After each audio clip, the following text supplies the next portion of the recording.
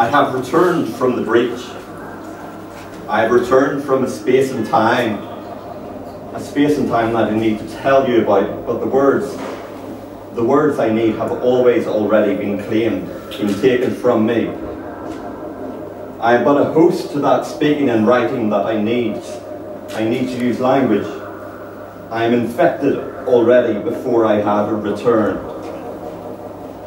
Where I've returned from is not beyond or outside description, but rather a liminal place that falls between names, between titles, and other attempts at definition.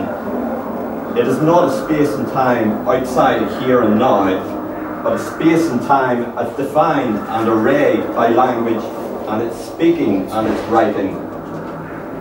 It is the space and time between speaking of this and that, of this and this, of that and that, of that and this, of the word as it is here and those that are not here. It is the space and time of speaking and writing that is a presence in a field of absence. We, as the speakers of language, are captured in this paradigm, a folding and unfolding, the repeating and re-repeating of presence and absence. This dialogue of language, this dialectic of presence and absence, provides the very conditions with which we can perceive and comprehend the inside and outside, the here and now, the now and then. The confluence of presence and absence, over and under, here and not here, is the inscribing of a border and boundary that can surround or encompass a void of possibility in which language can materialize, manifest and be occupied, defined only by its edges. While language is not and does not comprehend a definition for the space and time of its own occupation, rather it is the border or boundary between presence and absence that functions as a device or apparatus of repetition on which language is produced and reproduced. It is from this voidless and voiceless border that language spews. I've returned from this border and carried language with me.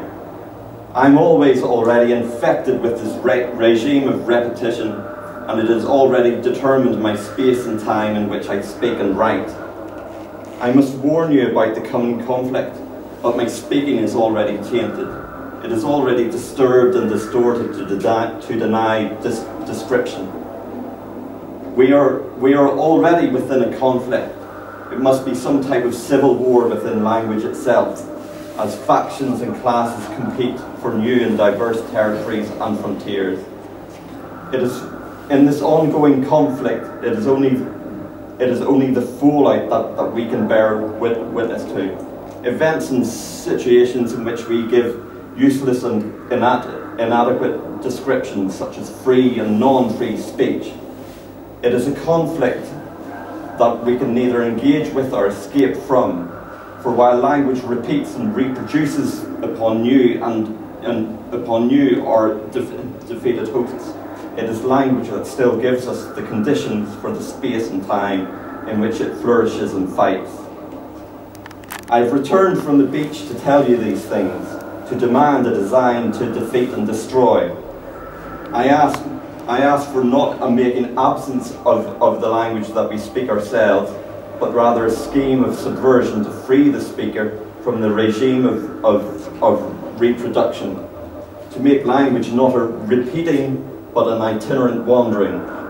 As we approach the breach and its regime of repetition, representation is distorted by a repeated repetition and the flinging towards a futurity of falseness. I cannot tell you to tell others. There is always already a distortion and a misrepresentation.